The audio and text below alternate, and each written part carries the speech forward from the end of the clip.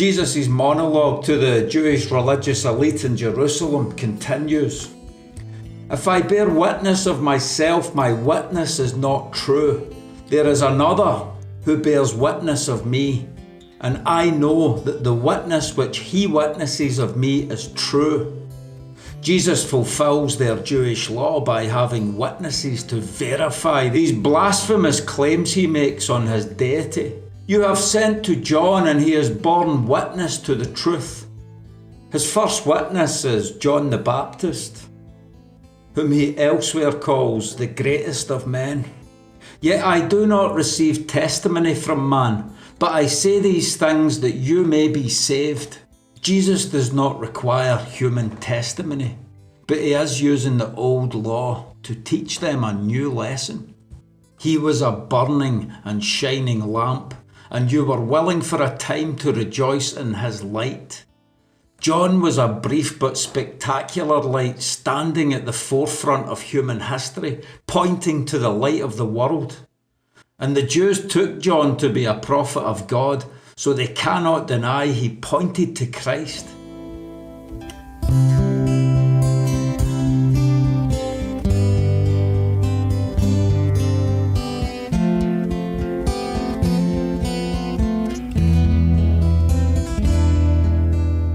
But the Jewish elites turned their back on John the Baptist.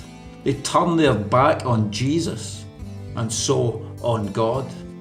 But I have a greater witness than John's, for the works which the Father has given me to finish, the very works that I do bear witness of me, that the Father has sent me. Jesus has God the Father as his witness. What a witness! But they're turning their back. And how does Jesus prove such a witness? Through his works. They've just seen him heal the man who was paralytic for 38 years. Healed. The very works I do bear witness of me. They should ask themselves, is this of God? And the Father himself who sent me has testified of me. And you have never heard his voice at any time, nor seen his form. He is the Son of God, equal and co-eternal with God. His earthly listeners have never seen God on this level. The greatest of prophets only witnessed the effects of God, which was mind-blowing enough. But Jesus knows the essence of God, his voice and his form. But you do not have his word abiding in you, because whom he sent, him you do not believe.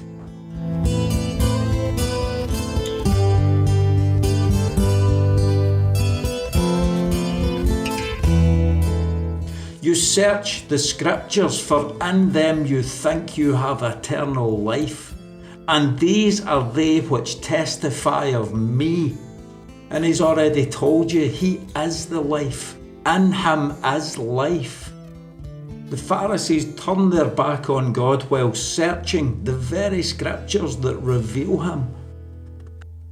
Church Father Tertullian says of this, search the scriptures, that it is the meaning of seek and ye shall find in Matthew's Gospel, specifically directed at the Jews.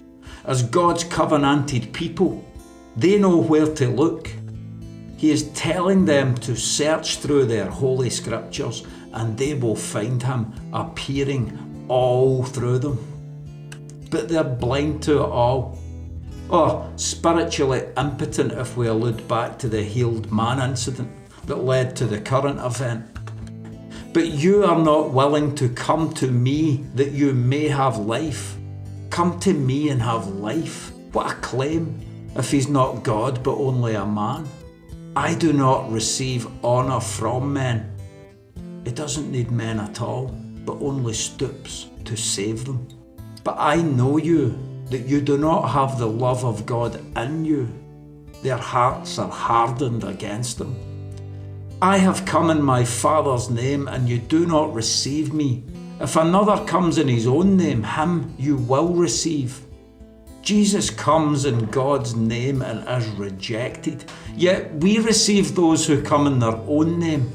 How true this is when you think of famous names. They promote themselves, and we celebrate and idolise them amongst everyone, even calling them celebrities and idols. And think of our internet age where everyone is promoting themselves to one another for clicks and likes. How can you believe who receive honour from one another and do not seek the honour that comes from the only God? We seek this honour from one another when what we really need is to seek honour from God. Hilary writes that it is the mark of unbelievers to receive glory of one another. What glory can man give to man? Do not think that I shall accuse you to the Father. There is one who accuses you, Moses, in whom you trust. The Jews are being told bluntly now that their greatest prophet, Moses, is against them. For if you believed Moses, you would believe me, for he wrote about me. These Pharisees say they believe Moses but do not believe Christ.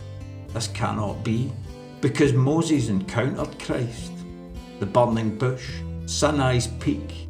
Moreover, Moses received his words from Christ. And the life of Moses foreshadows the life of Christ, and hence we feel his presence all through the Old Testament, as we do with Abraham, David, and all the prophets. And this culminates in John the Baptist, the prophet who is there to witness the Christ, to point right to him, makes him the greatest prophet. But the Pharisees are blind to it. But if you do not believe his writings, how will you believe my words? They do not believe in the Mosaic writings they profess to honour. And if they don't believe them, they will not believe Christ, for he is their fulfilment. Jesus' speech, and the chapter ends here. Another dramatic encounter between Jesus and the Jewish elites comes to a close. Next time, in chapter 6, we'll take a trip into the countryside and meet the common people for a mighty miracle.